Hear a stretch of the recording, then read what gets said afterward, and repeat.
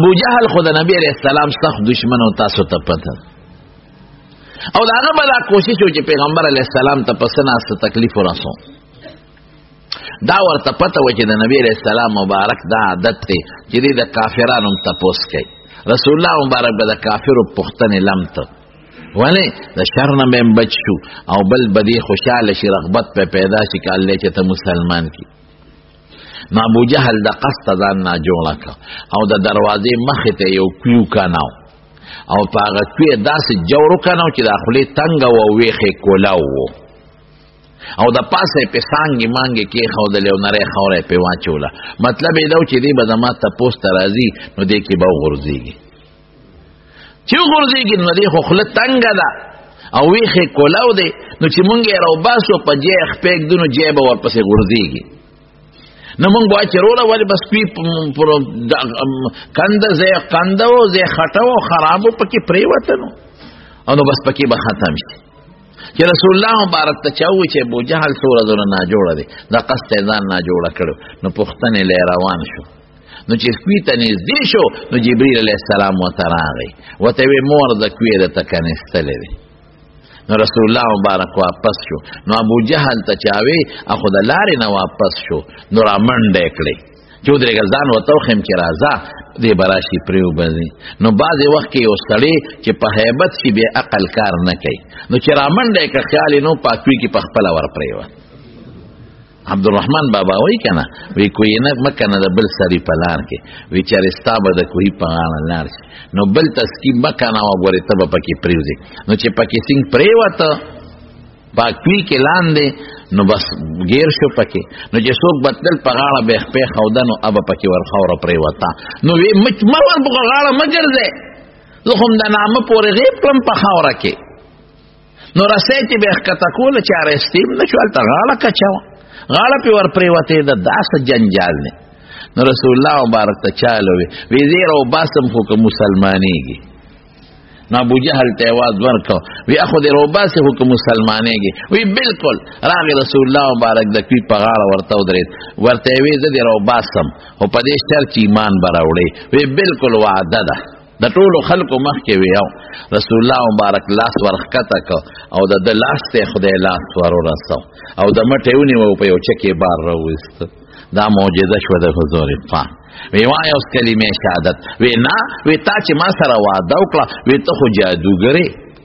وی دا د جادو دی نو دا د حضور پاک مبارک معجزه شوه زمارو داسې ګڼ شمېر معجزې دي د نبي کریم صلی الله علیه وسلم زمارونو د معجزې مقصد څه دی اوس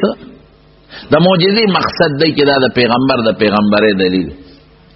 که یو سړی تا نه دلیل غواړي نو ته به دلیل ورکړې نو که پیغمبر نه څوک دلیل غواړي چې ته د خدای رسول یې ستا څه دلیل نو د الله پاک پیغمبر په لاس یو کار څرګند کړي نو دې ومنې نو یو باندې راغی په ترمذي شریف کې حدیث دی نو حضور پاک ورته د ایمان دعوت ورکوي مسلمان شه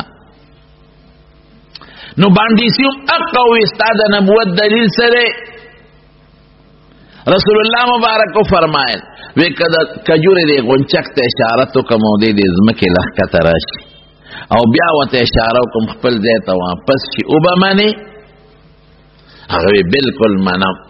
نبی رسول الله د اونې دی غونچک ته اشاره وکړه وی راخته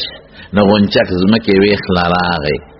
نو بیا ورته وی زه خپل ځای ته وخېجه نو خپل ځای ته وخت نو بس باندې سي خو وکتل چې واقعي دا د خدای پیغمبر دی ځکه دا خو په عقل دا کار نه کېږي نو باندې سي کلمې شهادت وی رب العالمین مسلمان که نو رو معجزه د پیغمبر د پیغمبرۍ دلیل اوس براشو خپل مقصد لا چې قرآن شریف دا د حضور پاک ولې غټه معجزه ده نو ډېرې وجې دي علماو پې غټ غټ کتابونه لیکلي دي وجوه الاعجاز ورته وایي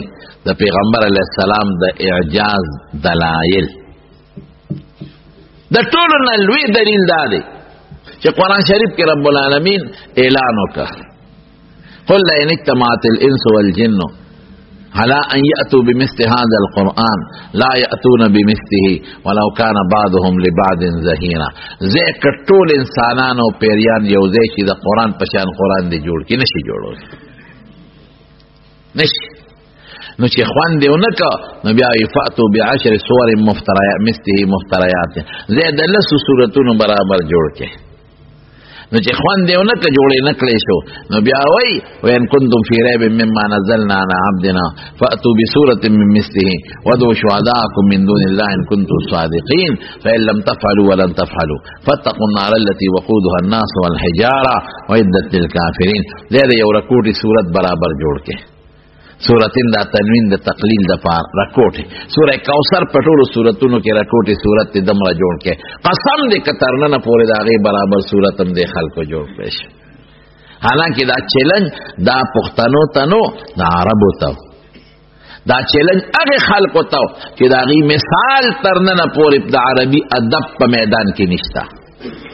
اغه خلقو ته چیلنجو چې اغه خلقو کې لبید غوندې خلق تیر شوی دی او امرؤ القیس غوندې خلق پکې تیر شوی دی او دی به قصیده ولیکلا یو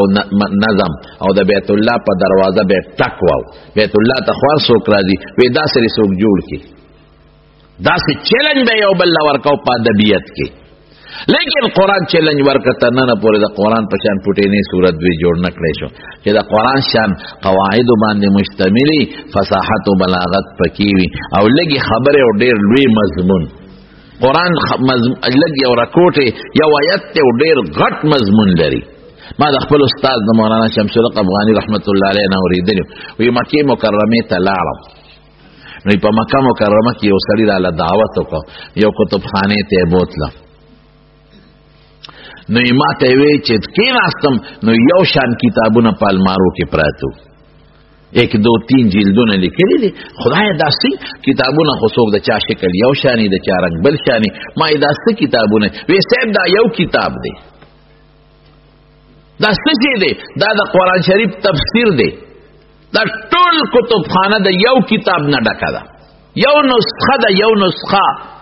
سشیو سورلسوا جلد دا قرآن شریف تفسیر حدائق ذات بہجہ ذات بہجہ داغین یا خدای سورلسوا جلد یو مولا دا قرآن شریف تفسیر دکلے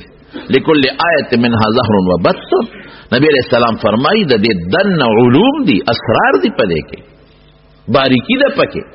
نو ما اخیری جلد راواغه چې ګورم چې دې کې څه لیکلي دي نو اخر کې لیکلي مولا صاحب چې دې یو ډېر کمزور عالم ما او ډېر کمزور علم مې دی او د قرآن شریف دا پټینې غوندې خدمت مې وکړه الله دې قبول کړي ما وی ته چې دونه پټینې مولا نو چې هغه غټ مولا به څومره او دا پټینې خدمت دی نو قرآن شریف کې چې کوم علوم پراته دي او کم اسرار دی پکې د تیر شوی زمانه دروستنی زمانه قانون نظام زندگی سړی مرشي میراث مال به سنگ تقسیمه چا جرمو که سزا به سنگ ورکه نظام مملکت انفرادی اجتماعی نظام معاشی معاشرتی نظام د طب اصول منتخول دي د انجینیرینگ اصول منتخول دي د اقتصادیات اصول منتخول دي د معاشیات اصول منتخول دي قرآن یو عالمگیر کتاب دی مونږ ته فائدہ وانه غشتا ستا دا تیر شوی د امریکای بادشاہ چې تیر شوی دی اوباما دا غ سټیټمنټ ما په خپل کتلې دی ما په خپل دا بیان کتلې دی هغه وایي زه د مسلمانانو د کتاب د قرآن شریف نه راهنمایي اخلم هغه نه د راهنمایي لیډینګ زما هغه شی دی قرآن شریف او ستا مخکې چې کوم د برتانیې کم وزیر اعظم تیر شوی دی ټونی بلیر دا غ سټیټمنټ ما کتلې دی اسوي هغه وی په نظام مملکت چلول کې دما آیډیل عمر فاروق دی افسوس دا چې مالا الله افراد غرا کړی چې نن انګريز هغه آیډیل ګرځي او مالا کتاب الله غرا کړی دی چې نن د دنیا سپر طاقت هغه خپل آیډیل ګرځي هم ته فائدہ ونه غشته زه پردو کتابونو پسې ګرځم زه شکسپیر په پورټری پسې ګرځم او داغه په شعرونو پسې ګرځم ما د خپل کتاب نه فائدہ وانه غشتا چې مال الله کوم کتاب راکړي تلاوت ثواب چې د یاد ک په داسینه کې لیکي خو قرآن شریف په داسینه کې نو رسول الله مبارک فرمایي دوزخ اور به وته نږدې کېږي چې تلاوت کم دی کې د قرآن شریف کېږي د خدای برکات بنازلېږي د خدای غضب بن راځي او چې کم سړی علم د قرآن شریف کو نو د قرآن وې زنه ویم چې په مخ د زمکه د خدای پنځ د دنه بهترین انسان بل نشته او چې کوم حافظ د قرآن شریف ته نو رسول الله مبارک فرمایي د دنه بهترین انسان په مقدس مکه نشتا او چې کوم جبه په قرآن شریف باندې چلیږي د دې جبه نه مبارکه جبه بل نشتا او چې کوم شپه باندې نازل دی د شپې نه محترم شپه بل نشتا. افسوس تاسو چې موږ نن قرآن له توجه ورنکړه، نن موږ قرآن ته د شوق نظر ورنکړ، موږ نن قرآن له دونه ټیم ورنکړ څومره ټیم چې موږ فیسبوک له ورکاو. نن موږ قرآن له هغه توجه ورنکړه کومه توجه چې د قرآن د شان سره مناسبه ده. او دا قرآن به د قیامت پر ورځ د الله دربار کې وي چې د قوم چې دی د شاته غورځولې، د شاته غورځولې الله ما ته د قوم نظر نه دی کړی، هغه ټول خپل دنیا پسې لګیو، ما تلاوت نه دی کړی. قسم دې زمونږ مشرانو حضرت ابوبکر نلوي سړی بلو رضی الله عنه تشبیه به د قرآن شریف تلاوت کو، حضرت عمر فاروق نلوي سړی بلو تشبیه د قرآن شریف تلاوت کو، زمون حضرت امام ابو حنیفه رحمت الله علیه متعلق راضی سونه تلاوت وکاو. پر رمضان کې به د شپې یو شپې ته ختمونه کول، یو به تراو کې کو او دو شپې دو رکعاتو کې به دو ځله قرآن شریف ختمه. او حضرت امام شافعی رحمت الله علیه د مکې نه مدینه شریفه ته تللی دی، 14 ورځې مزل کړی دی، په 14 ورځو کې 14 کرته قرآن شریف ختم کړی. او حضرت عثمان رضی الله عنه بیت الله ته راوته دي 2 رکعات مونږ کړی دی، په 2 رکعاتو کې 2 ځله قرآن شریف ختم کړی. دا د قرآن مینه او محبت او شوق نورونو د قرآن شان معجز کتاب زیرته موجوده د دې موجوده زمانه یو مثال در کوم چې تاسو په پیښ په د امریکا کې یو جوړه مسلمانه شوی صالح و خیر د مخکې نه مسلمانو خو 2 نمبر او خزه عیسایانو د دواړو یو بل سره تعلقات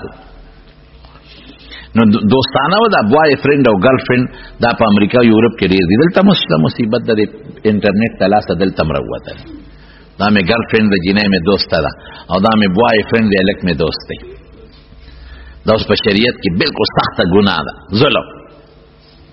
نو د الک او د جنې تعلق او دوستانه او دواړه په یو سٹور کې بابوګانو کلرکان. نو د الک د جنې ته وی چې ته مې خوښه او ما سره واده قاسم زما ګرل فرند دی زما دوست دی. نو جنې وته وی صبر وکړه مور پلار سره مشوره کوم زما خوښه. نو چې مور پلار سره مشوره وکړه ناغي وته وی اوسو شرطونه په لګا. دا پاکستانیان دوکباز غوندي دي دنه به پیدا والی او بیا به دنه تختیم داسې به په میدان پری دي. زمون خو نوم الحمدلله ګټلې دي کنه ارزه مونږ نوم ګټلې. ساده امریکای د سېنات ممبر اف سېنات کونسل هغه بیان ورکړو چې پاکستانیانو بالخصوص پښتون خو د پیسې لپاره مورم خرڅي. دا به دا سټیټمنټ تاسو ته یادي چې بیا په خلکو بلوي جوړ کړي بهر کې زمارونو. نو یو شرط پیدا ولګاوه په دې الک باندې چې تبه ما سره اوسېږي، زه به تا سره فلیټ کې نو اوسېږم، تبه ما سره اوسېږي. دویم شرط پیدا ولګاوه، دویم شرط چې تبه د خپل مور سره او پلار سره ورونو سره او خويندو دوستانو سره تعلقات ختمه، ما سره او زما مور او پلار سره به تعلقات ساتي. او یو شرط نورم پیو لگاوا او تلا سړی دی جنې وته وی الکه یو سلو شرط در باندې لګوم او کدارا سره منی وادر سره کوم کنه منی نه کوم سړي یو دادی چې ما سره به ما فلیټ کې اوسېږي واده نه پس زبستا کور کې نو سم ته چې کم دې اوسېګم نو التب ما سره راځي. ټیک شو منظور. دویم به د خپل مور او پلارونو خويندو سره تعلقات ختميږي، زما مور پلارونو خويندو دوستانو سره بر تعلقاتي، دا شرط منظور. دریم ماته به د مسلمانې خبره نه کیسه نه چې سبا ماته وي چې مسلمان شه، زما د اسلام نه ډېر نفرت دی، اسلام سره مې نه لګي، نه ماته اسلامي لیټریچر مخکې کې نه به د اسلام خبرې ما سره کې. بس ټیک شو ستا خپل دین زما خپل، زه به تا ته دا نه ویم چې عیسایي شه ته ما ته دا مه وایه چې مسلمانه شه. او څلورم شرط دا دی چې ما به د اتوار پر ورځ چرک ته بوځې هلته به زه خپل عبادت کوم. دا شرطونه دی لږ پې خوښه مې وجینه شرطونه مې ورسره ومنل. او لاړو عدالت کې مو نکاح مو ترستا مو لیکه وی واده چې وشو یو څو ورځې خدا ما سره وه،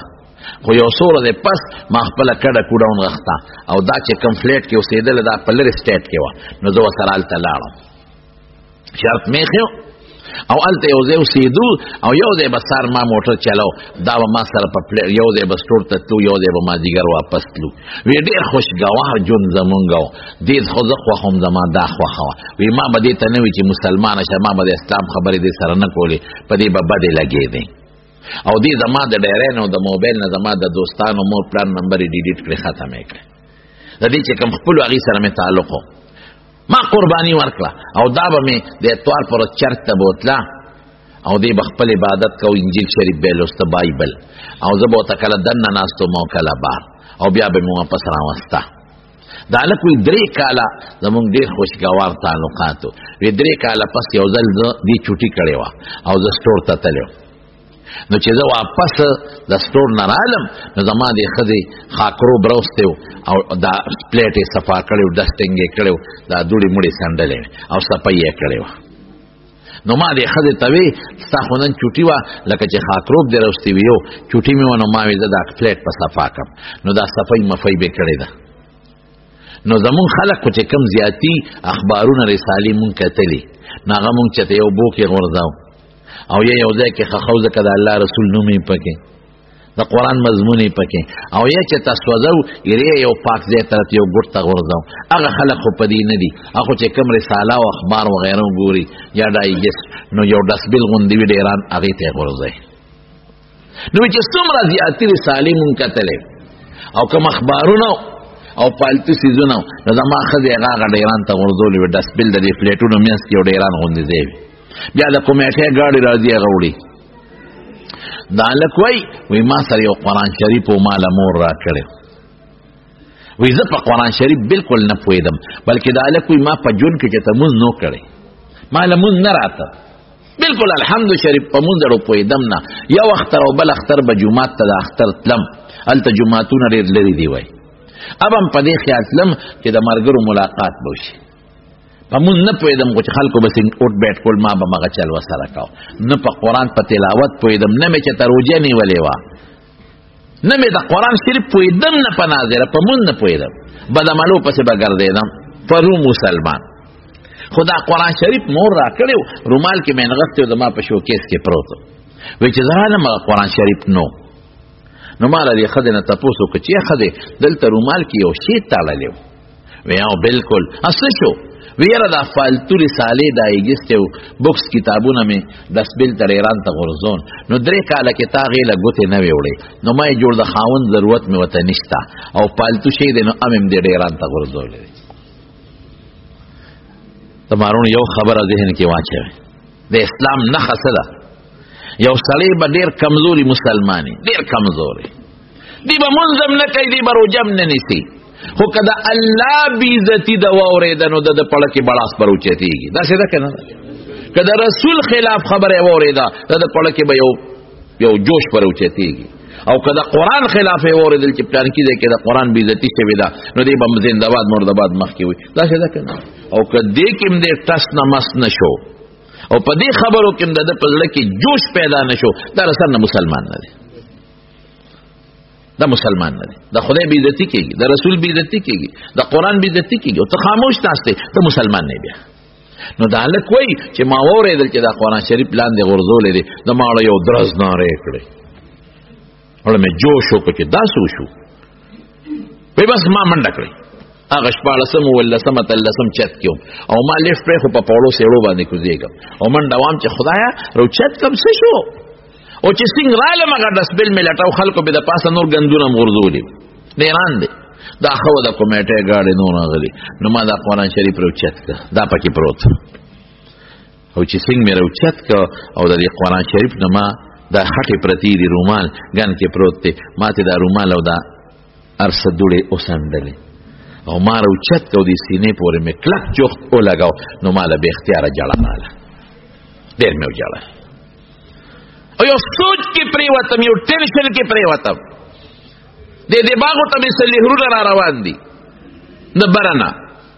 میسیجونه را روان دي، لهرونه را روان دي، او زه ویم چې الله نن څومره لوی جرم وشو چې د ما د استاد کتاب د دغه 14 ولسم چت نه ډېران ته پرېوت، زما د وجې پرېوت. الله نن به ته څومره خفه، ربه نن به ستا کائناتو څومره چغې والي، ربه نن ستا فرشتو به څومره چغې والي.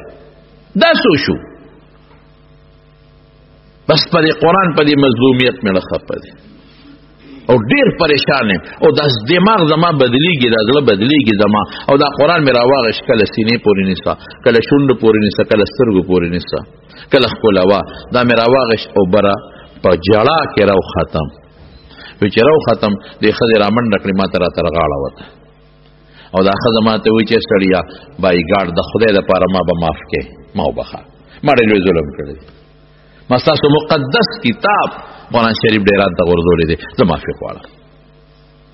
وایي ما ورته چې نه غلطي ستا نه ده زما ده که دې 3 کاله کې دا ما اسې راغښتې وي او ما ښکل کړم وي تا به نه غورځولی که ما ردې نه دوړې سنډلې وي تا به نه غورځولی که ما اسې راغښتې وي تا به خو 3 کاله کې دې ته ما نظر نه دی کړی خاورې پې د پاسه پرتې وي نو تا پې د فالتو شي ګمان وکړه چې فالتو څیزونه دې غورځول دا دې پکې غورځولې نو غلطي ستا نه ده غلطي زما او نه زما غلطي ده پکار وي چې ما تا نه تپوس کړی وي چې دې ته ضرورت شته که نشته وغورځوم که نه یا وایي زما غلطي بل وایي زما غلطي دا هلک وایي زم جاړم زما دا ښځه هم جاړي دې درمیان کې دا ښځه ما ته وایي چې داسې وکړه نورې خبرې پرېږده خو مهرباني وکړه ما خپل مولا له بوزه سکالر له او ما مسلمانه که الله ستا شوې بس نورې خبرې پرېږده مهرباني وکړه خدای دپاره بای ګاډ ما بوزه خپل سکالر له او بس زه مسلمانې کړم یا ښځې دا ته شوې بس شوې وروستو خبرې دي خو ما فورا بوزه مړه نه شم ما نه ساور نه کېږي ما بوزه خپل مولا له مسلمانېږم زما زړه دنیا بدله ده بس زما زړه هغه نه دی پاتې چې مخکې و زما دماغ هغه نه دی پاتې چې مخکې دی زما اړه بدل دی اوس زړه دنیا بدله ده زما اړه دا وایي چې دا د خدای رښتونی کتاب دی زما اړه دا وایي چې د قرآن سره د کوم دین تعلق دی دا رښتونکی دین دی زما اړه دا وایي چې دا په کوم شخصیت نازل دی هغه رښتونی د خدای پیغمبر دی فټافټ مې مسلمانوه سا مې ونه خېږي ښځې په دې خو پوهېږه چې ولې مسلمانېږې وایي ته ګاډې سټارټ کړه لار باندې درته خبرې کوم ما ګاډې سټارټ کړه دا مې کېنوله او دا جاړې هغسې اوښکې روانې دي دا هم په دې قرآن خفه ده هغې خو نه پوهېږي ما ته وایي چې ما زر مسلمانه کړه چې دا قرآن دې سینې پورې ونیسم معافي ترې وغواړم الله زه خو ګوتې نه شم وروړی ما خو ډېر ظلم کړی چې ما د الله کتاب ډېران ته غورځولی دی ما خو انتهایي زیاتې کړی دی دې به څه کېږي را دې زیاتي ما به الله معاف کړي که به مې معاف نه کړي د ما څه ظلم وکړه فټافټ مې زغلوه ښځې ښه ټیک شوه بوزم دی خو په دې مې پوهې کړه چې دا ولې مسلمانېږي وایي چې تا ما نه تپوس وکړو چې دلته خو یو شي رومال کې تړلی و څه شو ما وایي ما ښکته ورته منډه کړې نو دغې پورې ما ته پته نه وه مې د خاوند څه قیمتي بوک دی یا کتاب هر څه چې دي مې جوړو غورځو دا مې ښه نه دي کړی نو ما په دا روشندان کې درته کتل په دا کلکۍ کې مې درته کتل نو چې تا ډېران نه دا راوچت کړه که نه او د دې نه دې رومال لرې که نو قسم دی چې د دې نه یو غونډس کې رڼا راوچته شوه ما لیده رڼا بره راتله او په دې کلکۍ را دننه شوه او چې را دننه شوه نو زما په دې سینه کې ور دننه لاړه لکه مې هغه شی پروت دی زما اړه دنیا بدله شو بس هغه نه ده اوس هر څه بدل چینج او زما اړه دا وایي چې دا رښتونی کتاب شابه بوزه مې هغه جومات ته چې ما پکې 3 کاله مخکې د اختر مونځ کړی هلته مې بوتله او زما دې ښځې د هغه ملا صاحب په ژبه کلمې شهادت ووایي خدای مسلمانه کړه او زم برای نام مسلمان وم ما هم د خپل ایمان تجدید وکړه دا ښځه څه وایي دی ورته آل ورلډ وایي ټوله دنیا په ټوله دنیا کې واحد دغه ښځه د دې خو ستړي ډېره ده مطالعات ډېره ده په ټوله دنیا کې واحد زه هغه ښځه یم چې ما ته الله پاک صرف او صرف د قرآن شریف په کتو ایمان را نصیب کړی دا د قرآن اعجاز دا موجود ده نن هغه حافظه ده په امریکا کې هم دی کې ملک کې او نن هغه عالمه ده نن پی ایچ ډي ډاکټره ده د اسلام او هغه خاوند چې وي مال په ناظره قرآن نه راته نن حافظ دی او نن عالم دی او په امریکا کې خپل سنټر جوړ کړی اسلامیک سنټر دارالعلوم او دا جنوي زما او زما د خاوند د برکت نه الله پاک بشمیر غیر مسلم مسلمانان کړل بنیاد د خدای قرآن تمہارو قرآن ډیر عظیم کتاب دا قرآن د رسول الله مبارک نے 1400 سال بعد قرآن کا اعجاز ہے 1400 سال بعد اللہ تعالی ہم کو یہ سکھاتا ہے منتخی اللہ پاک کہ دیکھو میرے قرآن کو इस कुरान को देखने वाले काफिर जब देखते हैं तो ओत मुसलमान बन जाते हैं, लेकिन मुसलमान के साथ अपने घर में अलमारी में पड़ा है वो इस्लाम से खारिज होता जाता है.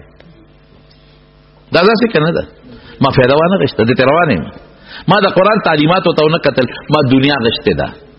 पदे न पोएगम कि दा दुनिया बस्तो न पोरे द पकी प्रोते न मुला पोरे द टोके को मदरसे पोरे द टोके को गिरी पोरे द टोके को पटकी पोरे द टोके को तबलीग पोरे द टोके को नेकानो पोरे द टोके को तसव्वुफ त कंजल को इस्लाम तजब सवेमा इस्लाम तजब काला कानून वे इस्लाम तजब په بیکورډ په نظر ګورم دا خو زوړ خبرې دي او دا نوې زمانه والا خلک درته یادوم دا نوې تعلیم والا ماشومان درته یادوم دا د اسلام نه باغی قوم درته یادوم خو جی 1400 سال مخکې سره د دې تعلق اوس تعلق دی دا خو هغه معاشره سره فټو د معاشره سره صدا فټ دی قسم د خدای په ذات